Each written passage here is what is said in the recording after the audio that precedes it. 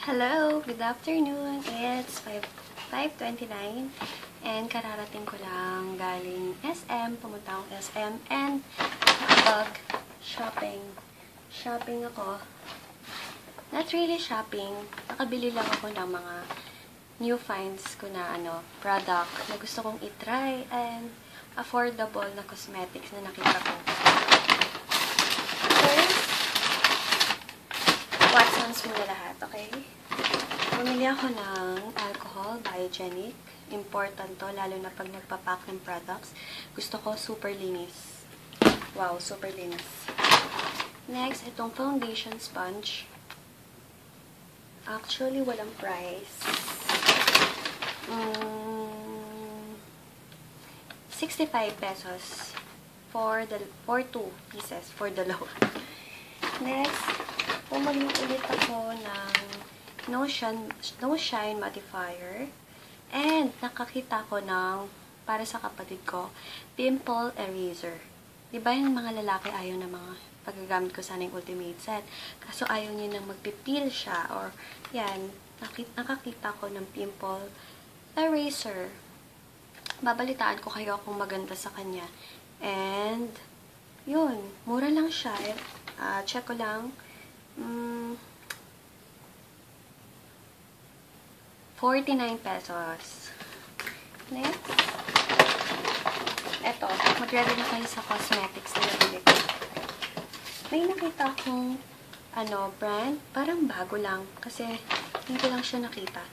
Etong Bobbi Cosmetics, Dare to Bear. Eto ay face powder. And I'm the shade of... Alam nyo, ang pangit sa Bobbi Cosmetic, wala silang definite na shade. Walang sample. Yung sa, walang sample yung nakita ko.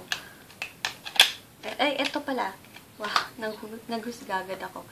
Sheer ang napili ko. Sheer. Hindi ko sure kung tama to kasi wala nga silang sample. Ito. Wow, ang ganda ng mirror, oh. In fairness, balitaan ko kayo kung okay siya or hindi. Okay.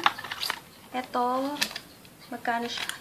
Diba? Napakamura. 115 pesos. Next. Etong Bobbi Lid Palette. Ito pa. Wala silang sample ng ng mga colors. Bahala na kung ano itong nakuha ko. For only 150 pesos. Buksan ko na siya. Paano ba ito buksan? Shit, ba't ayaw? Paano kaya ito buksan? Paano siya buksan?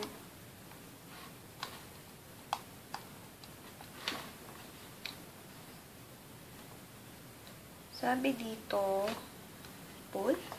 Ay, push? Wow! Eh? My gosh, nasira na agad. Ang pangit ng niya. Packaging. Sira na agad. Yung totoo, sira na agad. Pero ito ang nakuha kong palette.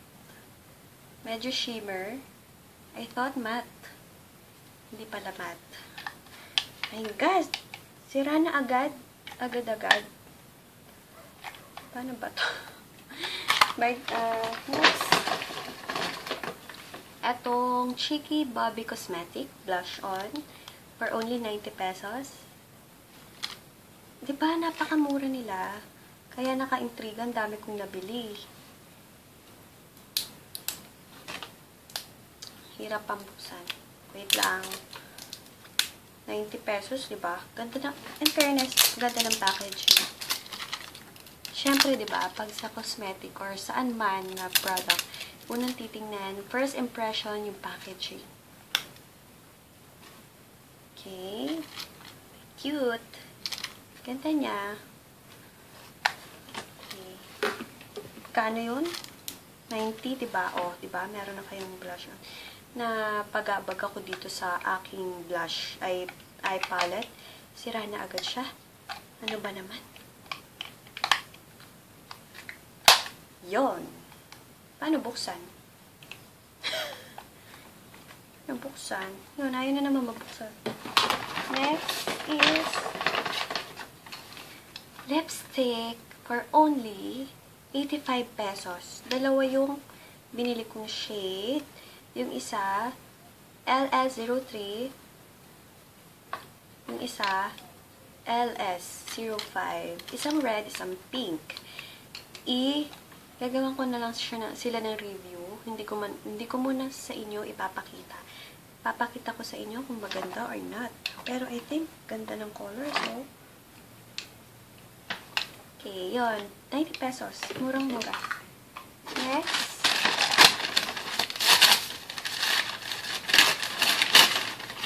Nakabili ako ng toothbrush. Dalawa agad. And bumili rin ako sa bumili rin ako ng eyeliner pen, waterproof, sa Sunshine. 98 pesos. And eyelash curler. Ayun lang.